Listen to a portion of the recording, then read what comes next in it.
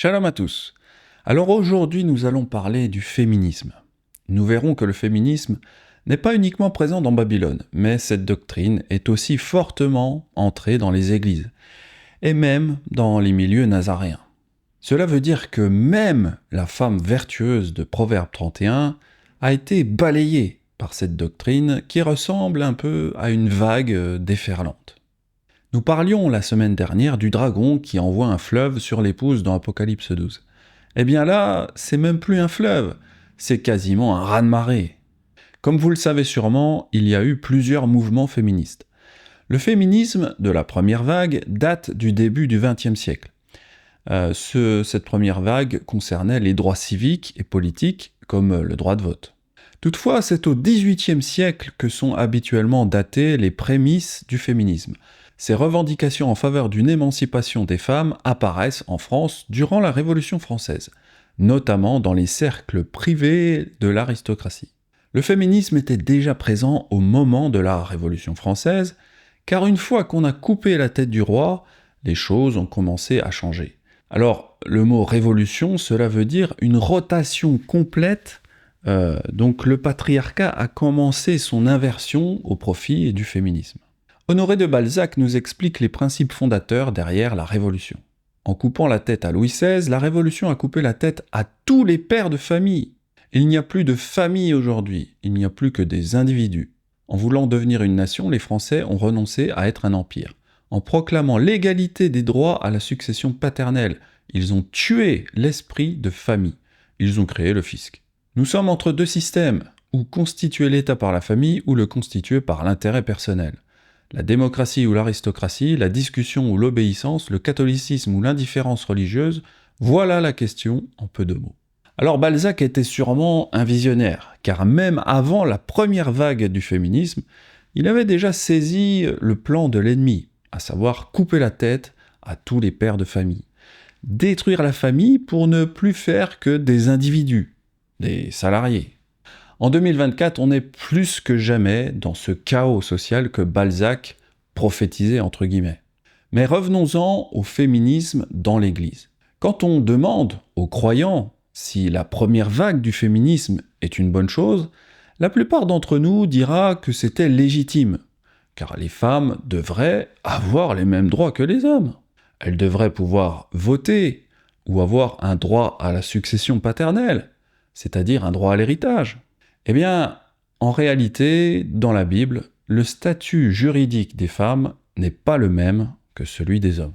C'est d'ailleurs précisément sur cette inégalité entre un homme et sa femme que Yahweh a établi le système de la famille biblique. On voit cela à plusieurs endroits dans la Torah, notamment la loi du mari jaloux, dans Nombre 5. Telle est la loi touchant la jalousie. Si une femme s'écarte de la soumission due à son mari et se souille, ou bien dans le cas où un mari serait saisi d'un mouvement de jalousie qui le rendrait jaloux de sa femme, il fera paraître la femme devant Yahweh, et le prêtre fera sur elle l'application de cette loi. Et le mari ne sera point pris à partie comme coupable, et la femme sera sous le poids de son crime. On voit dans ce passage que les hommes peuvent mener une procédure s'ils suspectent leur femme d'adultère.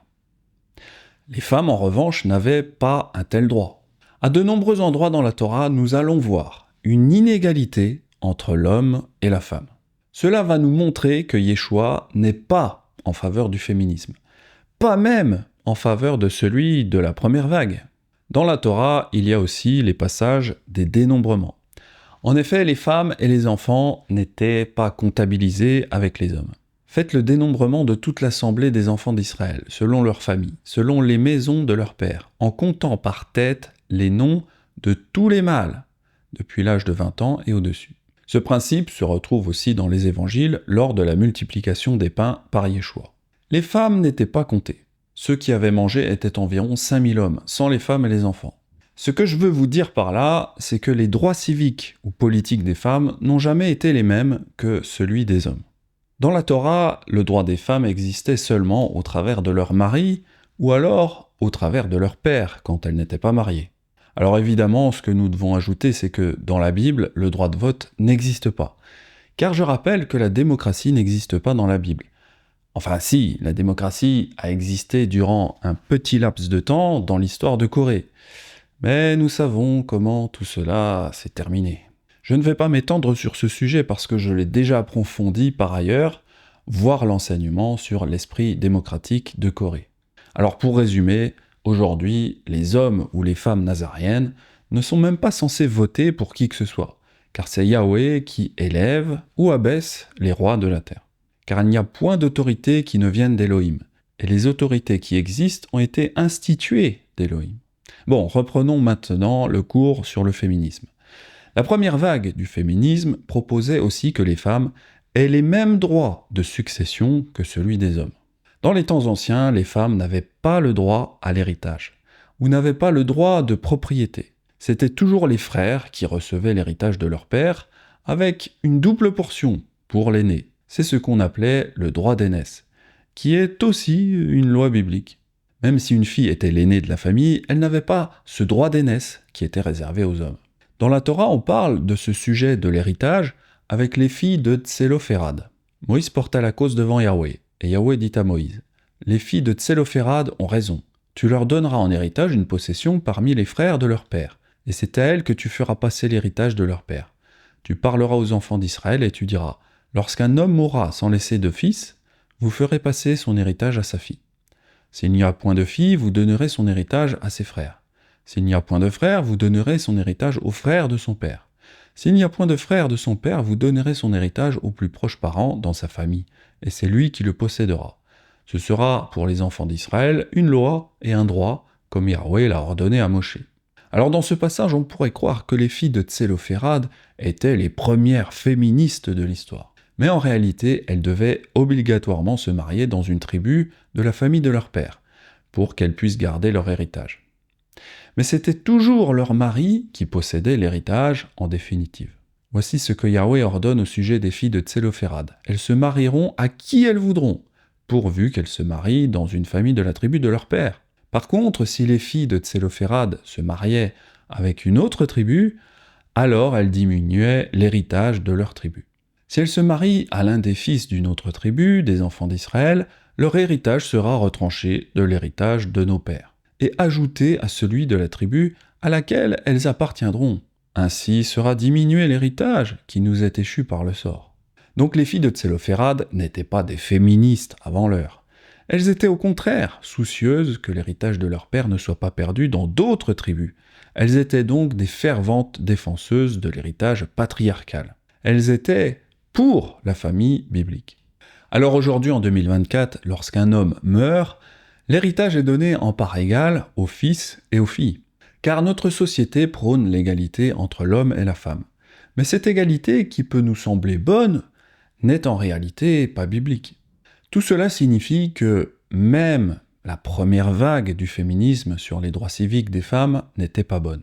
Comme nous l'avons vu, il y a beaucoup d'exemples dans la Torah qui montrent que Yahweh veut une famille où l'homme tient le gouvernail.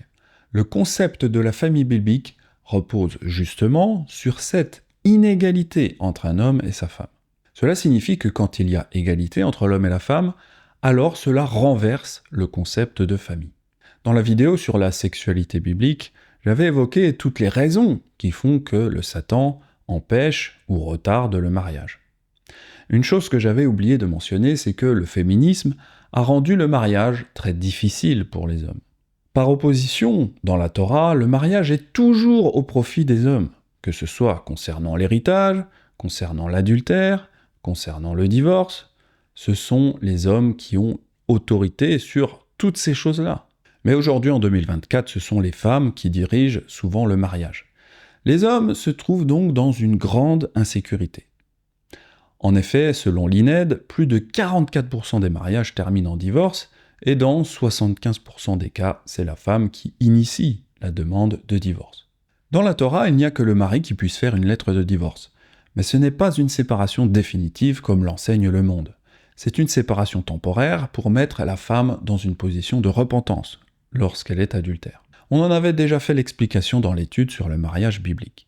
Aujourd'hui, par contre, le mariage n'est plus à l'avantage du mari.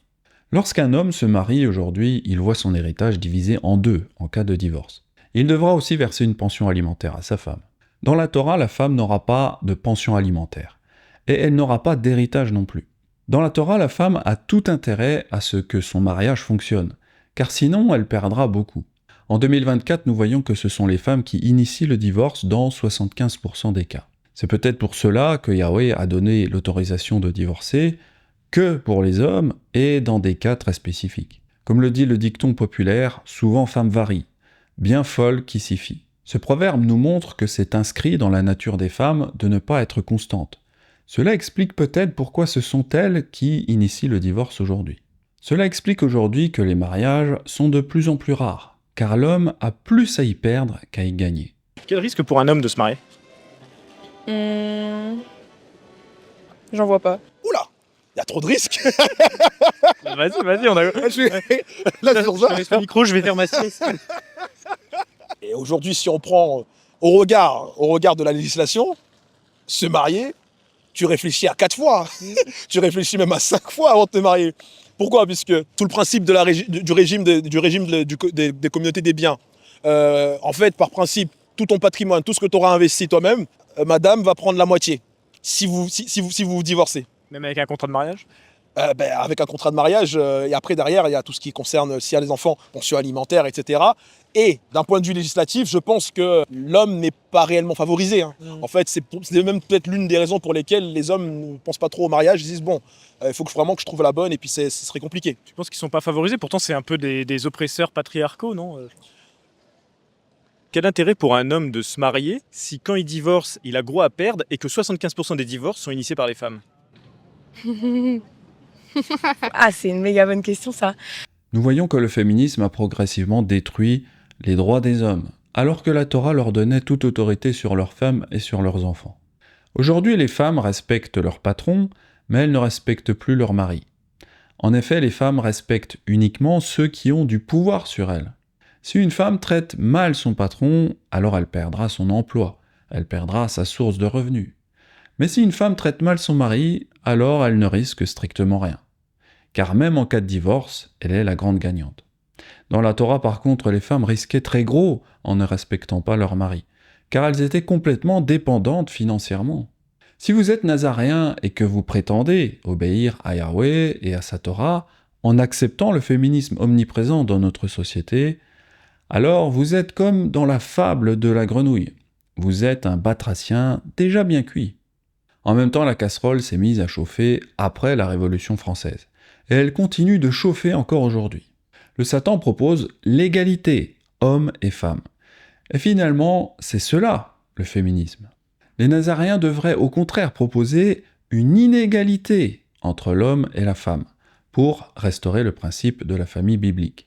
Voyons maintenant d'autres lois dans la Torah qui sont en totale opposition avec le féminisme. Par exemple, dans Nombre 30, nous voyons que les femmes ne peuvent pas faire de vœux sans l'accord de leur mari ou de leur père si elles ne sont pas mariées.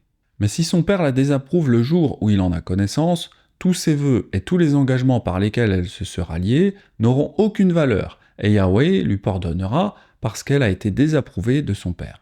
Mais si son mari la désapprouve le jour où il en a connaissance, il annulera le vœu qu'elle a fait et la parole échappée de ses lèvres, par laquelle elle s'est liée, et Yahweh lui pardonnera. Ce passage de la Torah montre que les femmes peuvent agir, elles ont évidemment une certaine liberté, mais toujours sous l'autorité de leur mari ou de leur père. Ce qui explique qu'une équipe homme-femme est tout à fait possible, comme on a l'exemple avec Achilas et Priscille.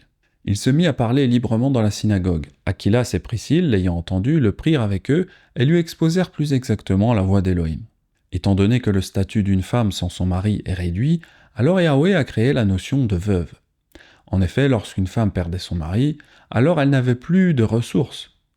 Cette notion des veuves est donc très importante dans les Écritures.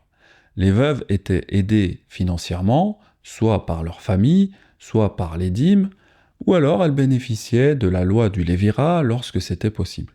Lorsque tu auras achevé de lever toute la dîme de tes produits, la 3e année, l'année de la dîme, tu la donneras aux Lévites, à l'étranger, à l'orphelin et à la veuve. Et ils mangeront et se rassasieront dans tes portes. Même dans les écrits de Shaoul, cette notion d'aide aux veuves était encore en vigueur. Qu'une veuve, pour être inscrite sur le rôle, n'ait pas moins de 60 ans, qu'elle ait été femme d'un seul mari. C'est sur tous ces principes que nous venons d'énumérer que repose le concept de la famille biblique. Les hommes sont la tête de la famille. C'est une structure voulue et instaurée par Yahweh comme étant le meilleur système possible pour être heureux. Aujourd'hui, évidemment, cette structure a été détruite par cette doctrine de démon, le féminisme, de la première vague. Et cela s'est encore aggravé avec les différentes vagues successives. Aujourd'hui, la famille ressemble plutôt à ceci. La femme est l'égale de l'homme en termes de droits. Mais en réalité, c'est parfois la femme qui a plus de droits que les hommes. Alors aujourd'hui, nous croyons souvent que nous sommes une génération du progrès. Mais en réalité, nous voyons petit à petit beaucoup de personnes revenir à des choses anciennes. Certains abandonnent le progrès de la médecine moderne pour revenir à des remèdes plus anciens et plus naturels. Beaucoup d'entre nous recommençons à manger des aliments moins transformés. Et nous abandonnons progressivement les aliments de l'industrie qui pourtant sont censés être un progrès pour nous.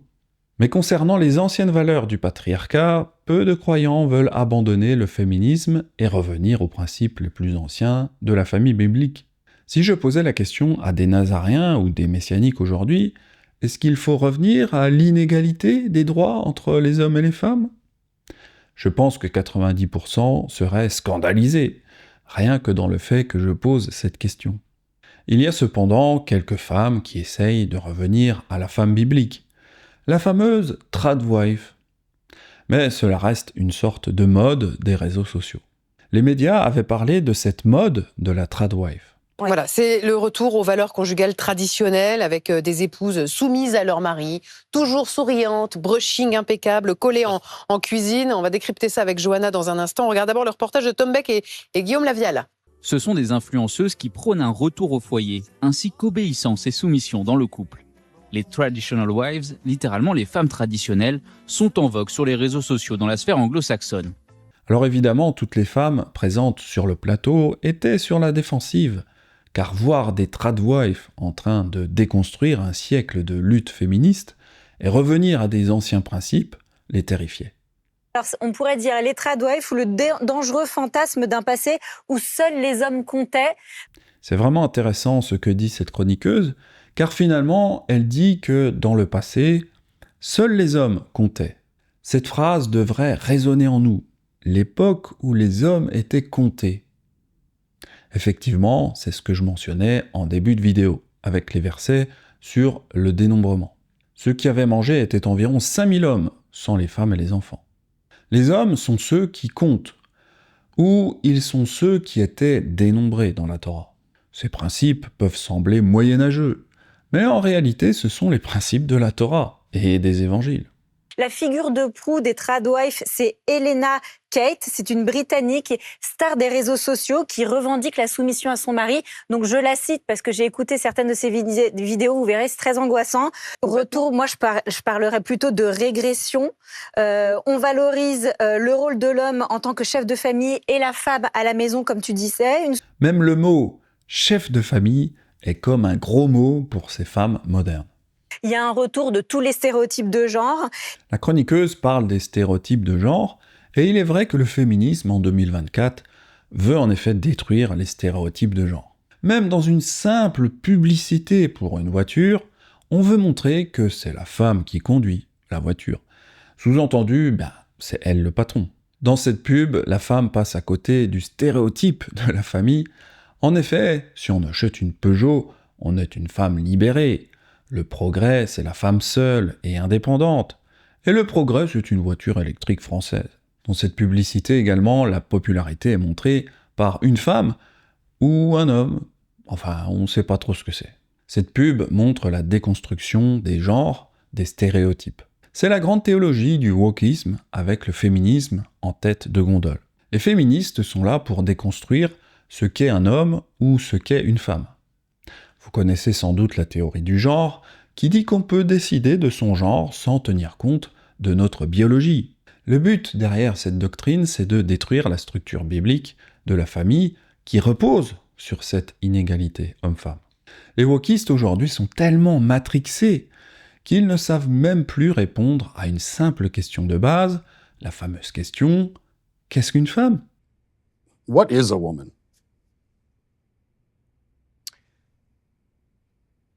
Dans cette vidéo, on interviewe un docteur qui enseigne à l'université du Tennessee. La question semble pourtant simple. On lui demande de donner la définition de ce qu'est une femme. What is a woman?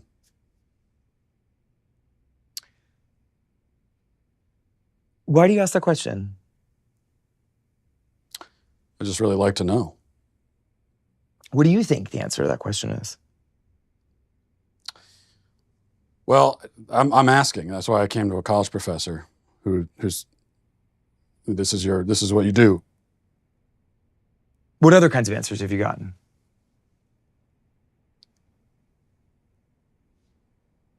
A lot of like this, where you're not answering, and I've gotten a lot of that. So I think it's interesting that you say that some of the people you've interviewed have been reluctant to answer it, and I think that has a lot to do with the questions that preceded it, and the way that you've conducted yourself in the interview. how have I conducted myself? How do you think you've conducted yourself? You just really don't want to answer the questions, do you?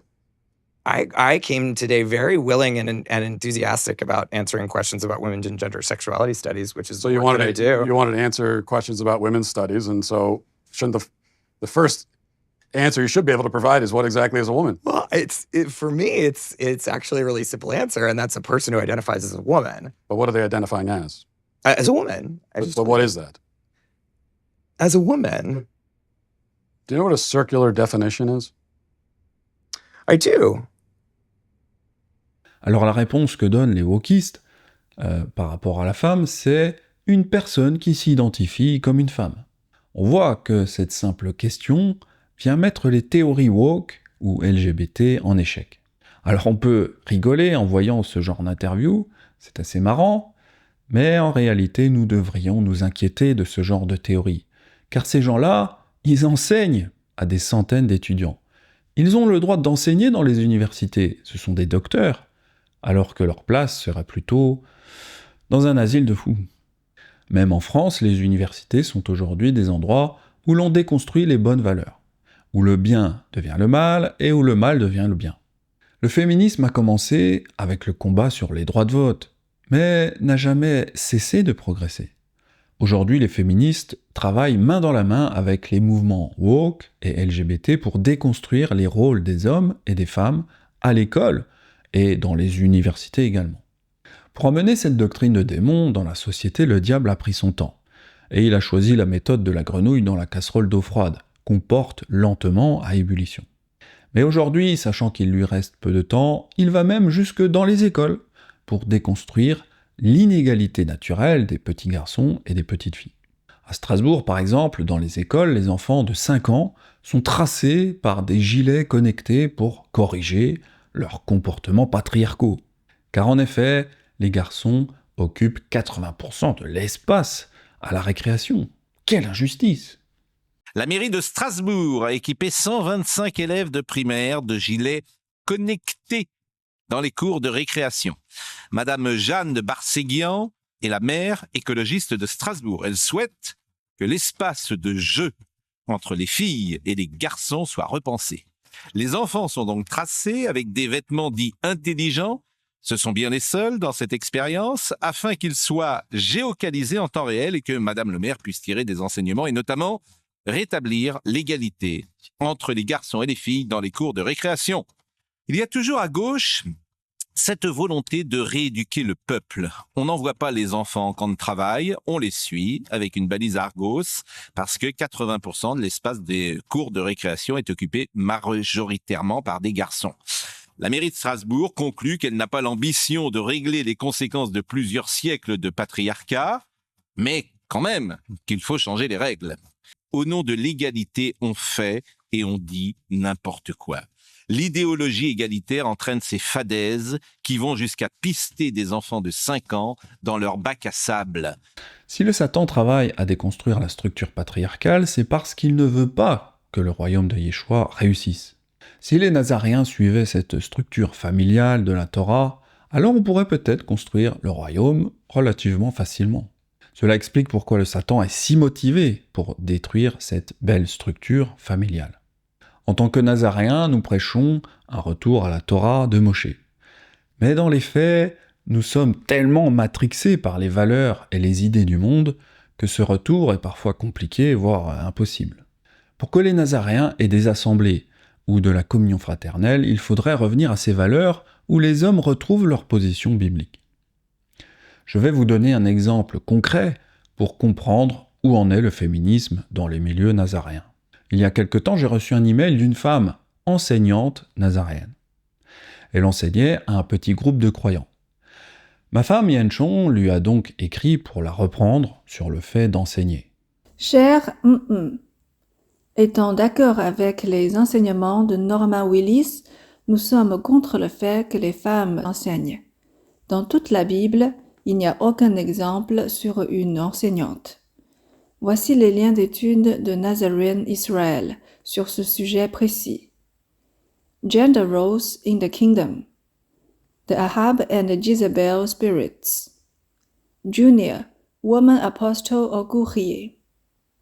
Benjamin travaille à temps plein dans le ministère d'enseignement et a publié une centaine d'études sur son site Enseignement nazaréen et sur la chaîne YouTube. Il le fait de son mieux pour assurer un enseignement régulier, c'est-à-dire au moins une vidéo par semaine pour le jour du Shabbat. Donc, il ne manque pas d'enseignants fidèles en francophonie. Ce n'est pas la quantité de connaissances ou la volonté qui compte le plus, mais l'obéissance. Revenez à la place de la femme et laissez les hommes qualifiés faire le travail. Rassemblez les brebis et non pas les diviser. Shalom. Yenchon, femme de Benjamin. Donc voilà, ma femme a essayé gentiment de la remettre sur les rails de la place de la femme, notamment en ce qui concerne l'enseignement. Et voici ce qu'a été sa réponse. Cher Yenchon, merci d'avoir pris le temps de me répondre, j'apprécie. Je sais que tu veux bien faire, que tu es sincère dans ta conviction. Donc, bien entendu et tenons-en à la vérité qui nous a été révélée. Quand Paul dit que les femmes ne devraient pas enseigner, ne parle-t-il pas plutôt de l'enseignement dans les assemblées de l'Ecclésia, en assumant de l'autorité sur les hommes ? Et non pas de petits groupes de maisons, surtout entre femmes et ceux qui cherchent ? Donc là, sa première technique, c'est de jouer sur les mots, jouer sur la définition du mot « assemblée ».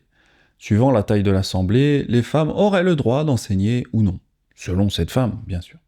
Ou encore, comment appelle-t-on cela, lorsque des femmes qui, pour la plupart ne connaissent pas la Bible, se réunissent pour connaître la parole et la vérité qu'elle contient, et l'une d'entre elles, étudiante de longue date de la Bible, leur explique la parole de Dieu ?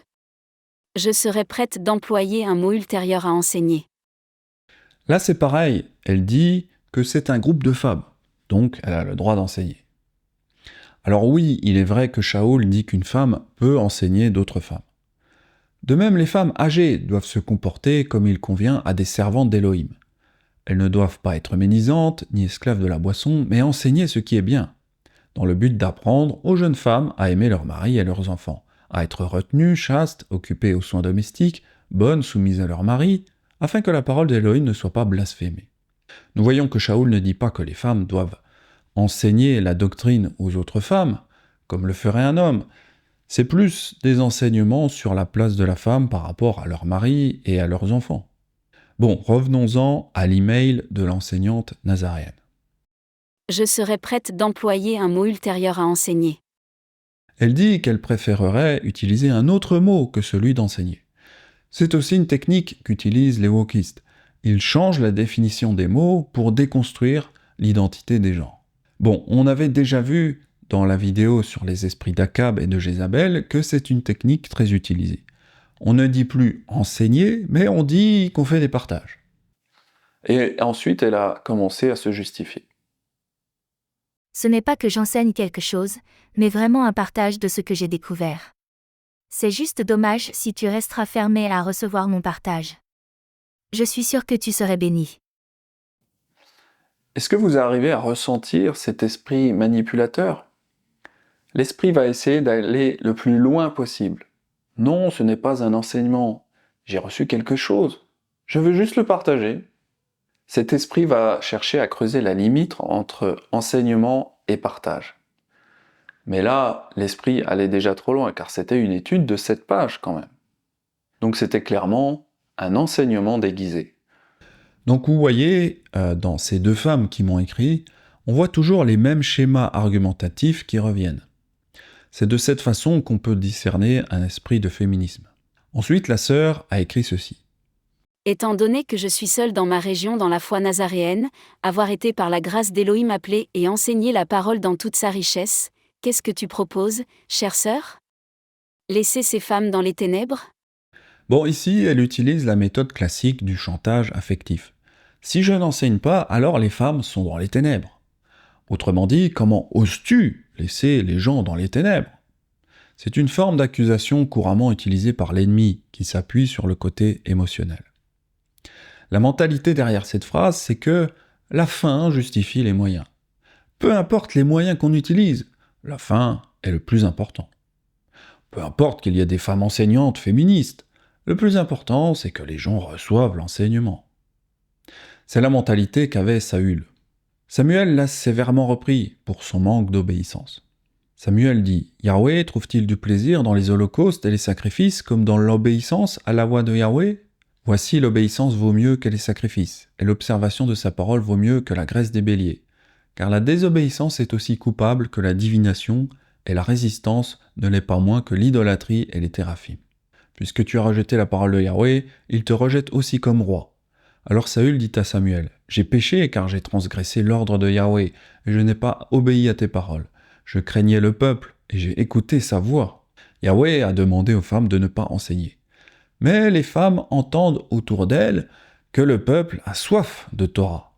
Elles transgressent donc l'ordre de Yahweh de ne pas enseigner, car elles écoutent la voix du peuple, mais pas la voix d'Élohim. C'est exactement ce qu'a fait Saül. Bon, continuons donc la lecture de l'email. Remarque bien que toutes les femmes croyantes ne sont pas sauvées par l'accouchement, comme l'a dit Paul aussi. Certaines n'ont ni mari, ni d'enfant. La Bible, à ton avis, interdit-elle à telle femme de connaître la parole? Bon, dans ce passage, on voit qu'elle n'aime pas ce qu'a pu dire Shaoul sur l'accouchement. Alors je ne sais pas trop pourquoi elle parle de ça, parce qu'on ne l'a pas lancé sur ce sujet. Peut-être que le sujet de donner la vie est problématique pour elle. C'est peut-être car c'est la première punition que les femmes ont reçue pour leur désobéissance dans le Gan Eden, les douleurs de l'accouchement. Finalement, Ève est la première femme féministe, entre guillemets, car elle a voulu prendre une décision sans consulter son mari. Il dit à la femme « J'augmenterai la souffrance de tes grossesses, tu enfanteras avec douleur. » Reprenons l'email de cette enseignante nazaréenne. Si tu dirais oui à cette question s'il te plaît, si tu connais un homme dans ma région, un frère mature, bien instruit dans le message de la parole, y compris la Torah. Je serais contente pour lui de prendre ma place dans mon groupe. Chaque lundi. Autrement, montre mon email à ton mari s'il te plaît pour voir ce qu'il me répondrait à ta place.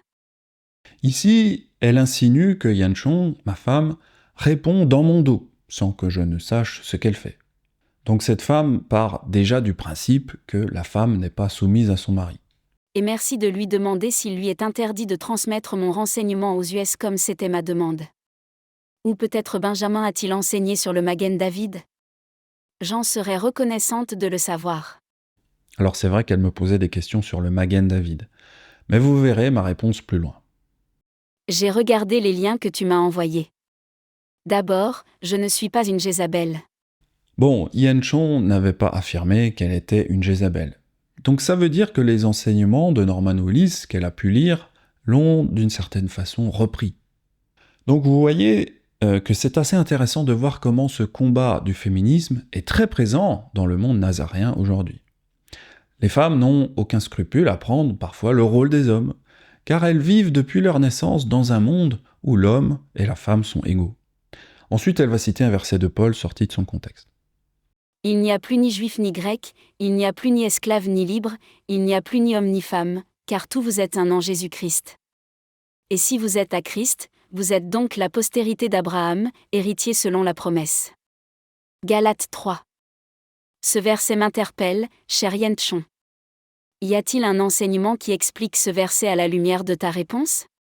Que nous grandissons tous en lui et dans sa vérité. Sois béni. Alors ce verset de Galates 3, c'est un verset qui est très couramment utilisé par les femmes féministes. D'ailleurs, c'est la stratégie utilisée par les chrétiens pour enseigner que la Torah est abolie. Ils utilisent également des versets de Paul sortis de leur contexte. Ce verset de Galates 3 peut faire croire que Paul dit qu'il n'y a plus aucune distinction entre les hommes et les femmes. C'est clairement ce qu'enseigne le féminisme en 2024. Cette fameuse déconstruction des rôles de genre homme-femme. Ce que Shaul voulait dire ici, c'est que, en ce qui concerne le salut, il n'est pas dépendant de notre sexe ou de notre condition sociale, ou même n'est pas dépendant de notre nationalité. Il est ouvert à tous.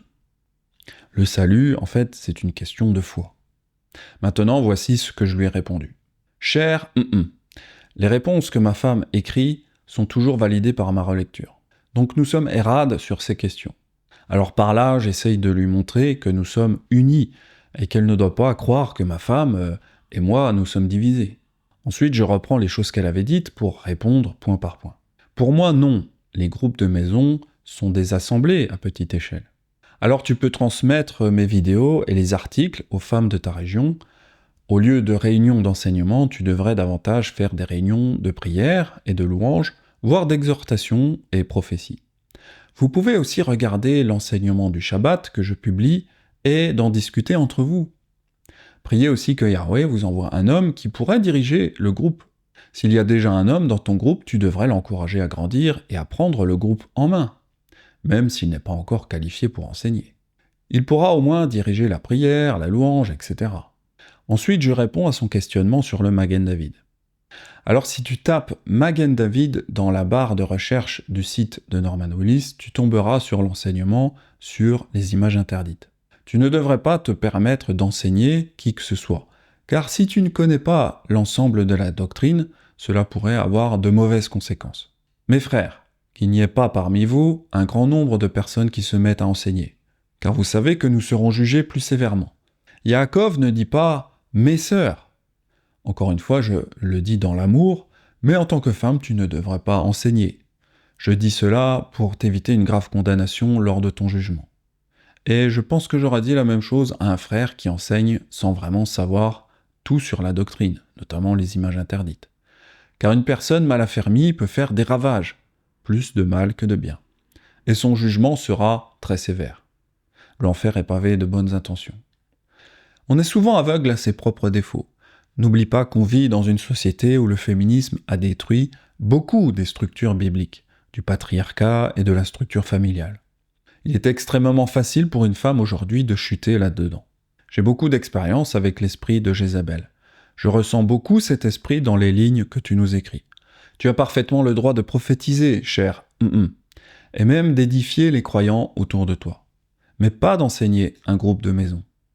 Tu dois toujours te référer aux enseignements d'hommes nazaréens si les gens te posent des questions sur la sainte doctrine. Soit moi, soit Norman Willis. Benjamin. Donc voilà, j'ai essayé de la ramener vers son rôle de femme, qui n'est pas de diriger une assemblée, même une petite. Ensuite, voici ce qu'a été sa réponse. Cher Benjamin, merci pour le lien que tu as fourni, je l'apprécie. J'ai été très occupée, mais j'y jetterai un coup d'œil. Donc là, en gros, j'avais répondu à sa question sur le Magen David, et sa réaction, c'est de dire qu'elle est très occupée, et qu'elle y jettera un œil plus tard. C'est une façon de dire que c'est secondaire pour elle. Pour moi, c'est un peu méprisant, je trouve. Ce que je fais, Benjamin, c'est que je traduis les enseignements que je reçois de frères aux États-Unis qui divisent correctement la parole de Dieu. Bon, ici, elle m'explique qu'elle fait mon travail à ma place, car elle traduit des enseignements des enseignants américains, alors que c'est ce que je fais déjà, de façon hebdomadaire. Donc, elle ne respecte pas le travail d'un autre enseignant, elle veut faire par elle-même, peu importe que son travail soit déjà réalisé par un autre homme. Pour ce qui est de la prière et de louange, des chants, je pourrais tout aussi bien les envoyer à l'église la plus proche au lieu de nous réunir. Bon là, en gros, elle dit qu'il n'y a aucune différence entre les églises chrétiennes et nazaréennes en ce qui concerne la louange ou la prière. Pour ma part, je voulais connaître l'Élohim que je prie, et quel meilleur endroit pour commencer à le connaître que l'étude de ses écritures, et la façon dont il veut être adoré. Comme nous le savons, Elohim exige l'obéissance pour que les prières soient acceptées. Alors ici, c'est presque comique parce qu'elle parle d'obéissance, Mais elle n'arrive même pas à comprendre la chaîne de commandements instituée par la Torah. Yahweh, les hommes, les femmes et les enfants. C'est ce que je fais depuis des années, notamment parce que cela profiterait à mon mari, qui n'est pas encore venu à Yeshua. Ici, elle reconnaît qu'elle n'a pas été exaucée dans ses prières.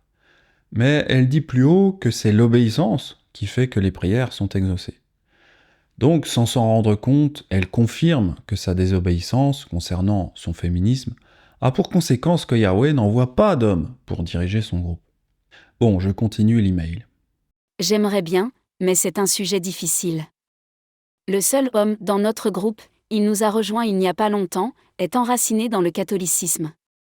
Il apprend à petits pas à connaître le Dieu d'Israël, ce qu'il souhaite, et même le message fondamental de l'Évangile. Il connaît très peu du soi-dit Nouveau Testament, et pas du tout ce qu'on appelle l'Ancien Testament. Comment veux-tu que cet homme dirige la prière, la louange dans ces circonstances ? C'est ce que tu proposes, sérieusement ? Donc là, encore une fois, c'est un peu comique parce qu'elle m'apprend qu'il y a un homme dans son groupe qui était censé être uniquement féminin. Et elle me reproche de proposer que ce soit lui qui dirige la prière et la louange. Donc en gros, voilà, j'étais censé deviner qu'il y avait déjà un homme, j'étais censé deviner qu'il était catholique, etc. Elle me dit « Comment veux-tu que cet homme dirige la prière, la louange, dans ces circonstances ? C'est ce que tu proposes, sérieusement ?» Alors je ressens beaucoup de mépris en lisant ces lignes. Bon, déjà un catholique dans un groupe nazaréen, je me demande si c'est vraiment une bonne idée. Pour ma part, si je devais former un groupe nazaréen, j'essayerais de faire comme les apôtres dans Acte 15, c'est-à-dire demander quelques prérequis pour les gens qui entrent dans un groupe nazaréen. C'est pourquoi je juge qu'on ne crée pas des difficultés à ceux des païens qui se convertissent à Elohim, mais qu'on leur écrive de s'abstenir des souillures des idoles, de l'impudicité, des animaux étouffés et du sang. Car depuis bien des générations, Moshe a dans chaque ville des gens qui le prêchent, puisqu'on le lit tous les jours de Shabbat dans les synagogues. Bon, on avait déjà parlé de ça dans l'enseignement sur la relation de maître à disciple. Les hommes nazaréens ont l'autorité divine pour pouvoir juger des choses qui se font et celles qui ne se font pas, en accord avec l'esprit bien sûr. Les femmes ne devraient jamais décider de comment on fait un groupe nazaréen. Un groupe nazaréen, ce n'est pas comme un McDonald's où l'on vient comme on est. Donc normalement, la place d'un catholique n'est pas vraiment dans une assemblée nazaréenne, sauf s'il abandonne son ancienne foi corrompue. Je considère que la grande commission n'a pas été donnée qu'aux hommes. Ce que j'ai appris, je le partage avec ceux qui cherchent la vérité, peu importe que l'on parle d'enseigner, d'édifier ou d'encourager. Bon, là encore, elle va jouer sur les mots d'enseigner, d'édifier ou d'encourager. Elle veut créer une confusion, un chaos, pour pouvoir faire ce qu'elle veut en tant que femme. C'est souvent ça l'esprit du féminisme. C'est des femmes qui ne sont pas satisfaites par la place que Yahweh leur a donnée. Elles changent la définition des mots pour ensuite faire comme elles le souhaitent. Je considère que la grande commission n'a pas été donnée qu'aux hommes. Alors, encore une fois, les femmes doivent travailler avec les hommes dans la grande mission d'évangélisation. Néanmoins, il y a toujours des rôles de genre, et les hommes doivent diriger l'enseignement et diriger les assemblées. Qu'elles soient petites comme des groupes de maison ou des assemblées plus importantes. Comme nous l'avons vu, la Torah explique que les femmes ne sont pas dans l'égalité avec les hommes. La Bible dit simplement que les femmes n'ont pas accès à tous les postes de direction, et notamment l'enseignement. Shaoul nous le confirme. Je ne permets pas à la femme d'enseigner ni de prendre autorité sur l'homme, mais elle doit demeurer dans le silence. Les féministes diront « Non, on veut faire tout », ou alors « On ne fait rien du tout ». Quand j'ai proposé à cette femme de regarder simplement mes enseignements à l'intérieur de son groupe, elle n'a pas voulu. Elle m'a répondu qu'elle traduisait déjà les études des autres frères américains et qu'elle préférait envoyer son groupe dans une église chrétienne pour la louange ou la prière. En quelque sorte, sa réponse a été « Soit je fais l'enseignement, soit je ne fais rien du tout ».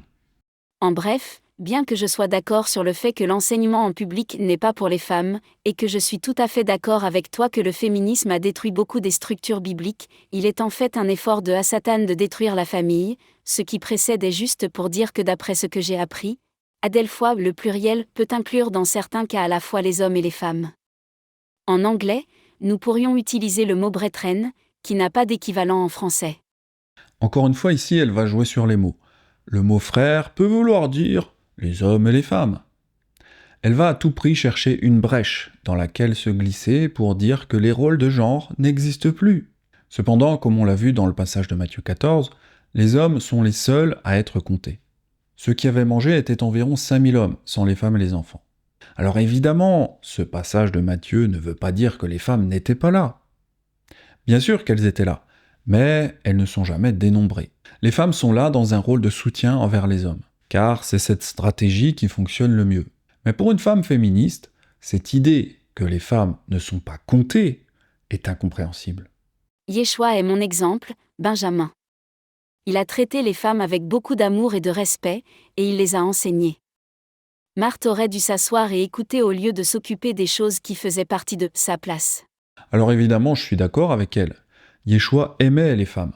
Mais pourtant, il n'a choisi aucune femme pour être un de ses disciples. Yeshua a en effet choisi 12 hommes. Donc cela n'a rien à voir avec l'amour ou le respect. Yeshua aimait les femmes, il les respectait, mais il n'a jamais donné un poste de direction à une femme. Les féministes n'arrivent pas à comprendre ce principe qu'on peut aimer et respecter les femmes sans pour autant leur donner tel ou tel rôle. Pour une féministe, l'amour passe obligatoirement par l'égalité entre un homme et une femme. Pour une féministe, l'inégalité homme-femme est vécue comme une injustice. Mais si l'inégalité entre l'homme et la femme était injuste, cela reviendrait à dire que la Torah est injuste et que Yahweh est injuste. Mais pour Yeshua, qui est la Torah vivante, aimer les femmes, c'est leur demander de respecter cette inégalité entre un homme et une femme. Quand Yeshua nous demande de respecter ses commandements, c'est pour qu'on soit heureux. Oh, s'ils avaient toujours ce même cœur pour me craindre et pour observer tous mes commandements, afin qu'ils fussent heureux à jamais, eux et leurs enfants. C'est ça la façon que Yeshua a de nous aimer. Il nous donne ses commandements. Pourquoi ? Pour qu'on soit heureux. C'est ça l'amour. Et évidemment, l'inégalité entre un homme et une femme fait évidemment partie de la Torah. Et nous, de notre côté, eh bien c'est pareil, pour aimer Yeshua, nous devons obéir à ses commandements. Car l'amour d'Élohim consiste à garder ses commandements, et ses commandements ne sont pas pénibles. Si Yeshua n'a pas considéré égales les femmes par rapport aux hommes, ce n'est pas par mépris, mais c'est parce que cela n'est pas efficace pour construire son royaume. C'est vraiment triste qu'elles ne comprennent pas que Yeshua était patriarcal, car c'est lui-même qui a donné la Torah à Moshe. Encore une fois, l'inégalité homme-femme ne veut pas dire injustice. Revoyons par exemple la parabole des travailleurs. Les premiers vinrent ensuite croyant recevoir davantage, mais ils reçurent aussi chacun un denier. En le recevant, ils murmurèrent contre le maître de la maison, et dirent « Ces derniers n'ont travaillé qu'1 heure, et tu les traites à l'égal de nous, qui avons supporté la fatigue du jour à la chaleur. » Il répondit à l'un d'eux « Mon ami, je ne te fais pas tort. N'es-tu pas convenu avec moi d'un denier ? Prends ce qui te revient et va-t'en. Je veux donner à ce dernier autant qu'à toi. Ne m'est-il pas permis de faire de mon bien ce que je veux ? Ou vois-tu de mauvais œil que je sois bon ?» Cette parabole montre que les ouvriers voulaient l'équité, c'est-à-dire être payés au prorata de leurs œuvres. Mais ils ont eu l'égalité en termes de salaire. Certains féministes veulent l'égalité des salaires. D'autres féministes veulent l'équité des salaires. Mais en réalité, avec Yahweh, nous devrions chercher à obéir à ses standards et à lui faire confiance. Peu importe qu'il y ait parfois inégalité entre les droits des hommes et des femmes. Peu importe qu'il n'y ait pas d'équité lors du paiement des ouvriers. Ce qui compte en définitive, c'est ce que Yahweh a choisi dès le commencement. C'est ça la véritable foi, le véritable amour, c'est de lui faire confiance. Même si nous voyons de l'inégalité entre hommes et femmes, et même si nous ne voyons pas d'équité entre le paiement des ouvriers, Yahweh ne donne pas les mêmes droits aux hommes et aux femmes. Point final. Aujourd'hui, beaucoup de gens se disent obéissant à la Torah.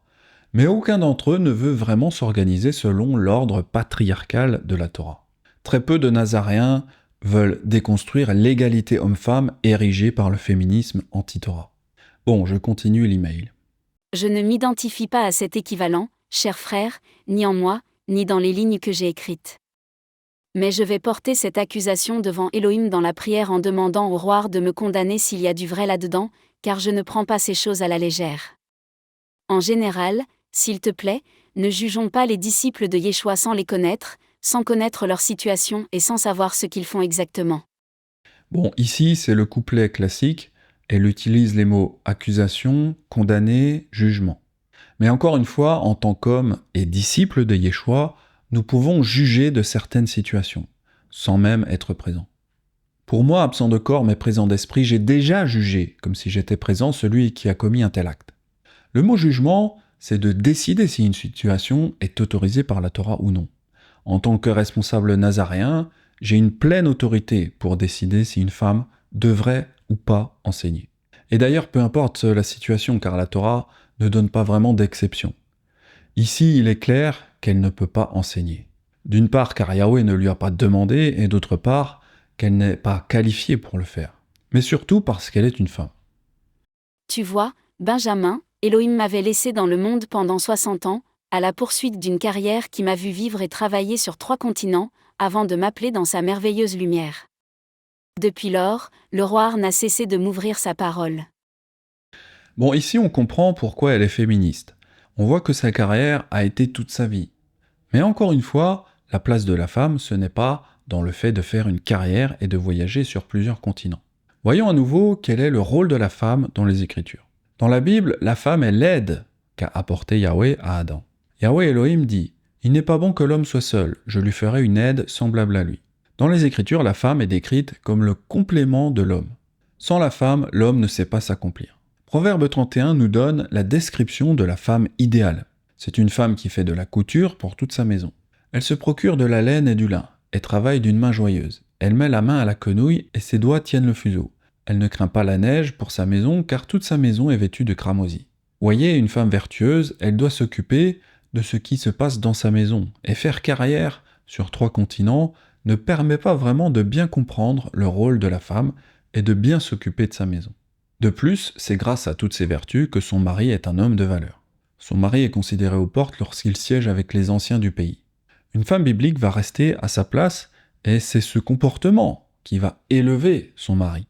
Si son mari peut devenir un ancien, c'est justement parce que sa femme va être vertueuse. C'est justement parce qu'elle restera à sa place. Par opposition, une femme du monde va prendre la place de son mari. C'est ça qui va maintenir son mari dans une position de faiblesse ou d'inaction. Nous voyons que la femme doit être soumise à son mari. Ce n'est pas l'homme qui doit soumettre sa femme, mais c'est la femme qui doit se soumettre volontairement. Si vous êtes une femme et que vous vous soumettez à votre mari, sans le faire de tout votre cœur, alors votre mari le sentira. Yahweh verra aussi dans votre cœur que vous n'êtes pas sincère. Malheureusement, la soumission aujourd'hui est plutôt du côté des hommes. C'est l'homme qui doit plier le genou devant son épouse lors de la demande en mariage. Dans les temps anciens, la demande en mariage, c'était l'époux qui allait demander au père directement. Ensuite, la fille décidait si elle était d'accord ou non. D'après ce site internet, la demande à genoux daterait du Moyen-Âge. Lorsque j'ai plongé dans l'histoire de cette coutume, j'ai découvert que poser un genou à terre remonte à l'amour courtois du Moyen-Âge. À cette époque, un chevalier exprimait son engagement et sa dévotion envers sa dame en s'agenouillant. Ce geste symbolisait la loyauté, le respect et l'amour. Fascinant, n'est-ce pas? Mais ce geste n'était pas exclusivement réservé aux demandes en mariage. C'était également un signe de soumission devant une autorité supérieure. Nous voyons dans cet article que plier le genou est un acte de soumission devant une autorité supérieure. C'est vrai que dans les Écritures, c'est l'épouse qui doit plier le genou, afin qu'au nom de Yeshua, tout genou fléchisse dans les cieux, sur la terre et sous la terre. En effet, c'est à l'épouse de Yeshua de plier le genou. Il ne nous viendrait pas à l'idée de demander à Yeshua de se mettre à genoux pour nous, car il est écrit « Je suis vivant », dit Yahweh. Tout genou fléchira devant moi, et toute langue donnera gloire à Elohim. Dans l'article, il est cependant dit ceci. Cependant, si je vous dis que cette tradition du genou à terre n'a pas été transmise directement depuis le Moyen-Âge, me croiriez-vous? Selon Florence Maillochon, sociologue interrogée par Arte, nous avons plutôt affaire à une réinvention moderne. Autrefois, les demandes en mariage étaient adressées au père de la future mariée, sans que cette dernière ait forcément son mot à dire. La pratique romantique que nous connaissons aujourd'hui s'inspire davantage des contes de fées et des comédies romantiques. En réalité, cette tradition du genou à terre est encore une inversion des valeurs bibliques. L'homme doit se soumettre à son épouse. Mais Yeshua ne pliera jamais le genou devant Israël. Yeshua ne fléchira pas le genou devant nous. C'est nous, son épouse, qui devons l'appeler Adon. C'est nous qui devons avoir une attitude de soumission envers lui. Même Sarah appelait son mari Adon, comme tous les disciples appelaient Yeshua leur Adon. Ainsi se paraient autrefois les saintes femmes qui espéraient en Élohim, soumises à leur mari, comme Sarah qui obéissait à Abraham et l'appelait son Adon. D'ailleurs, j'ai découvert que la personne qui avait rédigé l'article sur la tradition du genou à terre s'appelait Jézabel. Franchement, ça m'a fait rire. Je vous promets que c'était pas volontaire de ma part. Mais qui mieux que Jézabel pouvait faire la promotion de la soumission de l'homme envers sa femme? Mais revenons-en à Proverbe 31. La femme vertueuse se fait aussi un peu d'argent en vendant sa production à un marchand. Elle fait des chemises et les vend, et elle livre des ceintures aux marchands. C'est aussi la femme qui doit nourrir ceux de sa maison. Elle se lève lorsqu'il est encore nuit, et elle donne la nourriture à sa maison, et la tâche à ses servantes. Aujourd'hui, dans notre société, ce passage ferait sans doute scandale. Comment ça, la femme doit s'occuper de sa maison? Comment ça, la femme doit faire à manger? Comment ça, la femme ne peut pas ouvrir son propre business et doit vendre à un homme marchand? Le féminisme est une arnaque. Cela crée une guerre entre l'homme et la femme, alors qu'en réalité, les deux sont complémentaires. Même si cette doctrine est largement en train de dominer dans les pays occidentaux, dans la réalité, les femmes ne peuvent évidemment pas être considérées comme l'égale des hommes, car il y a beaucoup de choses qu'elles ne savent pas faire. C'est encore aujourd'hui les hommes qui réalisent tous les travaux de fondation et les travaux les plus pénibles, toute l'infrastructure, les réseaux de communication, les routes, etc. En réalité, les féministes veulent l'égalité uniquement quand ça leur profite. Vous ne verrez jamais une féministe dire qu'elle veut l'égalité dans les métiers pénibles. Vous ne verrez jamais une féministe dire que les mannequins femmes sont trop payés par rapport aux mannequins hommes qui gagnent moins. Vous ne verrez jamais une féministe dire que les femmes sont sous-représentées chez les éboueurs. Sur ces sujets, on ne les entendra jamais. Elles veulent l'égalité, mais uniquement quand elles en tirent un bénéfice quelconque. Souvent, je m'étonne qu'il y ait si peu d'hommes qui veulent s'investir dans le milieu nazaréen. Et quand des femmes m'écrivent, je n'ai pas envie de leur dire qu'elles doivent servir Yeshua au travers de leur mari. S'il n'y a pas beaucoup d'hommes nazaréens, c'est logique car les femmes occupent aujourd'hui leur position biblique. Les hommes se retrouvent donc en marge de la famille biblique. Ils ne se sentent pas appelés, ils se sentent inutiles, un peu comme la 5e roue du carrosse. J'essaye de me mettre à la place des hommes quand ils regardent les différentes chaînes YouTube d'enseignement. Par exemple, Soukat David. Ils se disent « Tiens, une femme est là, une enseignante messianique. » Ensuite, les hommes vont voir Netivot Olam.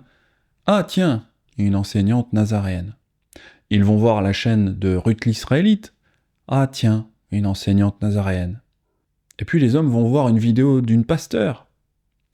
En voyant tout cela, les hommes se disent « Bon, notre place est prise par des femmes. Mais je suis censé faire quoi, moi, dans tout cela ?» Ou alors, ils se disent peut-être « La place est prise. Je peux me reposer. Je peux passer du temps devant ma télé à jouer à la PlayStation. Je peux aller au cinéma. Je peux regarder mon match de foot. Je peux aller à la pêche. Les femmes font déjà notre job. Nickel. » J'entends souvent de nombreuses femmes se plaindre qu'il n'y a pas d'assemblée physique nazaréenne. Et parallèlement à cela, ces femmes ne se privent pas pour prendre la place des hommes, dans bien des domaines. Je crois que ces femmes rebelles tuent le royaume de Yeshua. Une femme vertueuse est la couronne de son mari, mais celle qui fait honte est comme la carie dans ses os. J'aime beaucoup ce proverbe, car effectivement, quand la femme est rebelle, on ne voit pas directement les signes chez l'homme. C'est comme une carie, c'est caché. L'apparence peut être belle, mais à l'intérieur, c'est la catastrophe. J'ai été un de ces hommes, donc je sais combien j'étais rongé de l'intérieur, malgré que j'essayais de garder le sourire. Quand les femmes ne sont pas vertueuses et soumises, elles ne comprennent pas qu'elles détruisent leur mari. Elles détruisent la maison de Yeshua. La femme sage bâtit sa maison, et la femme insensée la renverse de ses propres mains. Une des choses que disait la chroniqueuse de BFM, c'est que la mode des tradwives ne pourra jamais arriver en France. Alors la grande question, c'est est-ce que ça va arriver en France? Est-ce que cette mode va commencer à cartonner en France? Pour moi, alors après, moi, je suis un petit peu optimiste, mais pour moi, la France, elle a une tradition féministe énorme depuis la deuxième vague des années 70. La libération de la femme, elle est passée par de nombreux domaines, la société, le travail, la famille, la sexualité, la culture. La France, c'est aussi Simone Veil, Simone de Beauvoir, Elisabeth Badinter. J'arrive pas à croire qu'on puisse retourner vers ce mode-là. La question qu'on peut se poser, c'est est-ce que les femmes nazaréennes françaises vont réussir à se dégager du féminisme pour enfin laisser la place aux hommes ? Comme vous l'avez vu dans l'email de la femme enseignante nazaréenne qui m'a écrit, elle était pleinement consciente de l'impact du féminisme. Mais cette prise de conscience ne suffit pas, car elle voulait toujours prendre mon rôle ou ma position. Elle renverse la maison de Yeshua sans le savoir, même après la mise en garde de ma femme et également après ma propre mise en garde, elle ne s'est toujours pas repentie. Quand on regarde cette mode des tradwives, on voit que c'est une définition de la femme vertueuse dans le Proverbe 31, qui reste à la maison pour s'occuper de ses enfants et de son mari. N'est-ce pas honteux pour les femmes nazaréennes françaises que des femmes du monde arrivent à mener la vie d'une femme vertueuse ? N'est-ce pas aux nazaréennes d'être en abomination aux yeux du monde, comme on l'a vu sur BFM, où les chroniqueuses du monde crachaient sur ces femmes qui souhaitaient être soumises à leur mari ? Évidemment, les hommes ont leur part de responsabilité. L'esprit d'Akab est aussi en cause concernant l'apparition des Jézabel. Car Akab défend et soutient les droits des femmes féministes. Akab encourage les femmes à enseigner et à diriger les ministères du royaume de Yeshua. Lorsque j'avais fait la vidéo sur les esprits d'Akab et de Jézabel, un dirigeant d'assemblée est venu me reprendre, car j'avais parlé d'une femme qu'il connaissait. Une autre fois encore, j'avais repris une femme qui enseignait dans une assemblée. Mais c'est son mari qui m'a répondu et qui a défendu sa femme. Donc il faut comprendre que ce n'est pas qu'une histoire de Jézabel, c'est aussi les Akab qui favorisent et qui défendent ces femmes féministes. J'ai vu plusieurs Akab dans le monde nazaréen ou messianique. J'étais moi-même un Akab durant plusieurs années, car j'ai été un homme au foyer entre 2009 et 2014. J'étais parfaitement soumis à cette doctrine du monde, matrixé par des années de lavage de cerveau avec les films, les séries, et surtout mes fréquentations mondaines. Gloire à Yahweh, j'ai pu chasser cet esprit d'Akab de mes pensées. Et j'ai pu revenir à une relation saine entre ma femme et moi. Les hommes nazaréens doivent maintenant comprendre l'importance des instructions de la Torah en matière de chaîne de commandement. Un royaume où la femme est l'égale de l'homme sera toujours dans l'instabilité. Car s'il y a égalité, cela signifie que le joug de Yeshua peut tantôt être tiré d'un côté, tantôt de l'autre. Tandis que si le rôle de chef est défini à l'avance, alors la structure patriarcale avancera toujours dans une seule direction. Alors, pour conclure cette vidéo, comme nous l'avons vu, la Torah n'est pas pour l'égalité entre l'homme et la femme. Cette guerre organisée entre les deux sexes est une doctrine de démon qui vise à nous empêcher d'accéder au bonheur, mais surtout de nous empêcher de mener à bien la grande mission que Yeshua a confiée à ses disciples. Cette mission de construire son royaume sur terre. Mon but aujourd'hui, c'est de construire ce royaume. Dans d'autres vidéos, j'ai montré plusieurs choses dans nos vies qui bloquent cette grande mission de Yeshua. Notamment, les hommes d'aujourd'hui ne recherchent plus la relation de maître à disciple. Dans cet enseignement, nous avons vu que les femmes, quant à elles, ne veulent plus être traitées comme les aides de leur mari, mais comme leurs équivalents. Toutes ces relations, que ce soit entre les frères, entre les maris et les femmes, eh bien ces relations sont détruites, déconstruites. Encore une fois, la conclusion de cette étude, c'est que la situation est complètement désastreuse. Cependant, pour mener à bien notre grande mission, nous devons comprendre toutes les choses à changer dans nos relations. Nous ne pouvons plus continuer en suivant les principes de Babylone, même s'ils nous semblent bons. Pour Shaoul, l'amour du siècle présent était vécu comme un abandon de la grande mission de Yeshua. Car Démas m'a abandonné par amour pour le siècle présent.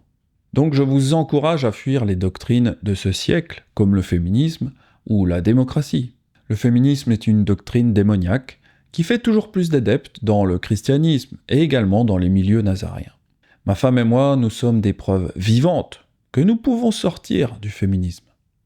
Alors c'est très long, c'est difficile, mais le jeu en vaut la chandelle. J'espère que cette vidéo vous aidera à comprendre la nécessité de revenir à la famille biblique pour construire le royaume de notre époux Yeshua. C'était Benjamin. Shalom à tous.